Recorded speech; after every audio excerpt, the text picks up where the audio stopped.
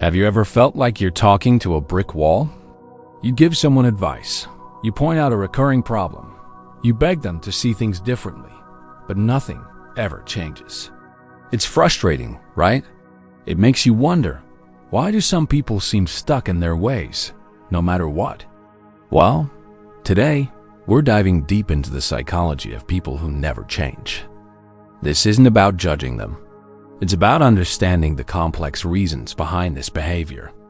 And trust me, by the end of this video, you'll have a completely new perspective.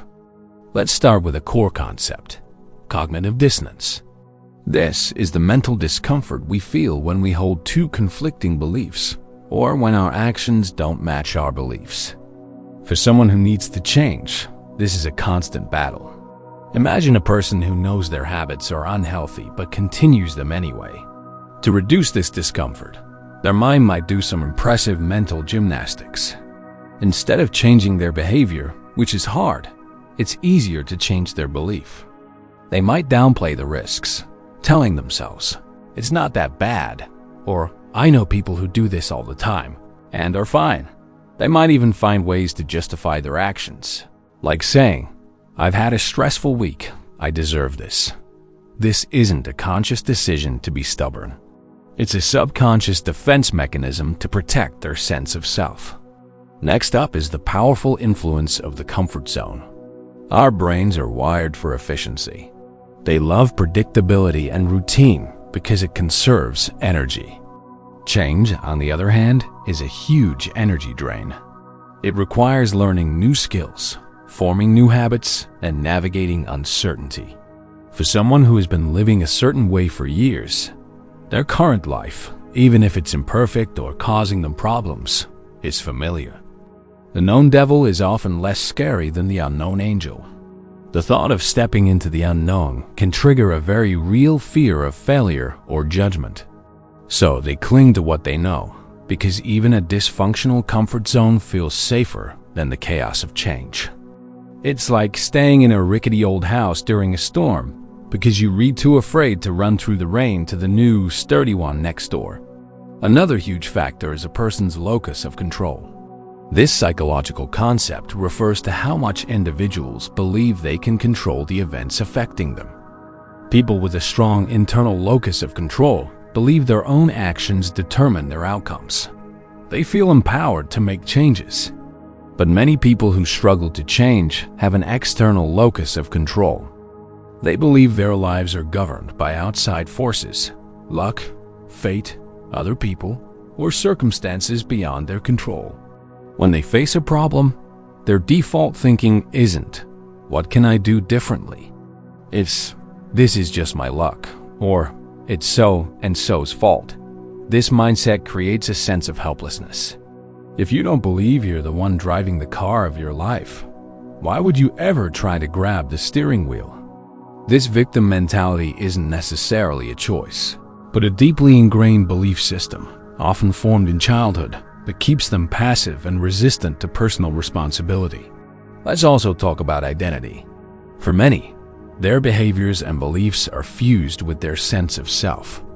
Think about someone who has always been the funny one, who never takes anything seriously.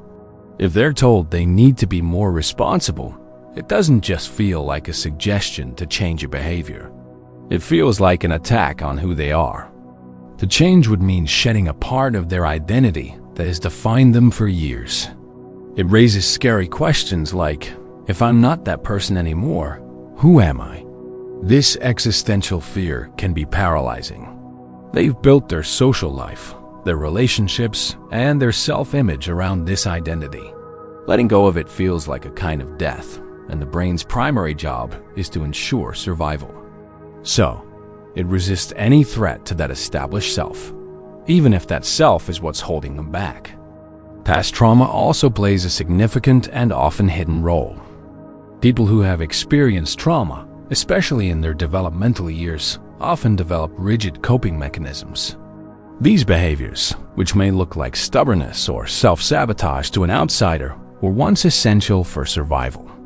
For example, someone who grew up in a chaotic environment might become obsessively controlling because it was the only way to feel safe. Someone who is constantly criticized might develop a deep-seated fear of trying new things to avoid failure and shame. These patterns get hardwired into the nervous system.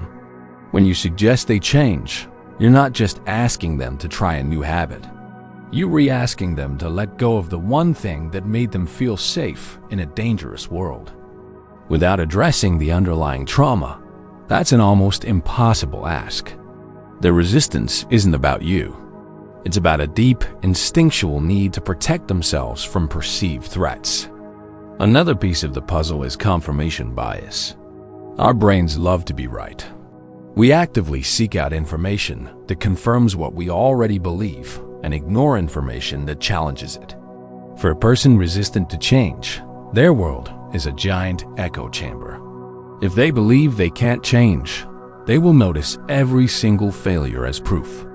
They'll remember the one time they tried and failed, but forget the 10 times they didn't even try. They will gravitate towards people who enable their behavior and dismiss those who challenge it as being negative or not understanding. This isn't because they're intentionally blind. It's how our brains are wired to filter an overwhelming amount of information. They are literally building a case file that proves change is impossible. And every day, they find more evidence to support it. Finally, we can't ignore the fear of success. This sounds counterintuitive, but it's very real. What happens if they actually change? Success brings new expectations. If they lose the weight, people will expect them to keep it off. If they quit their bad habit, they'll be held to a new standard. This pressure can be terrifying. Success also means leaving behind old excuses. They can no longer blame their problems on their weight, their job, or their relationship. They have to face life without that built-in safety net. For some, the familiar misery of their current situation is less frightening than the high-stakes pressure of a new and improved life. They self-sabotage not because they want to fail, but because they're terrified of what will happen if they succeed. So, what can we do when faced with someone who won't change? The first and most important step is to manage our own expectations. You cannot force someone to change. True, lasting change must come from within. Trying to force it often just makes them dig their heels in deeper. Instead, practice empathy. Try to understand the fear, the discomfort, or the past pain that might be driving their resistance. Create a safe space for them, free of judgment. People are more likely to consider changing when they feel accepted for who they are right now, not for who you want them to be. Lead by example. Focus on your own growth and well-being. Sometimes, seeing the positive changes in your life can be the most powerful inspiration for them. And finally, you have to set boundaries to protect your own energy. You can be supportive without being dragged down. It's okay to say, "I love you and I'm here for you, but I can no longer participate in this pattern with you." It's not an ultimatum, but an act of self-preservation. Understanding the psychology of people who never change is a lesson in compassion. It reminds us that behind stubbornness and resistance, there's often a complex web of fear, identity, and subconscious self-protection. It's a human story, and it deserves our understanding, not just our frustration. Thank you so much for watching. If this video resonated with you, please give it a thumbs up and share it with someone who might need to hear this. And don't forget to subscribe for more insights into the human mind. Let me know your thoughts in the comments below. See you in the next one.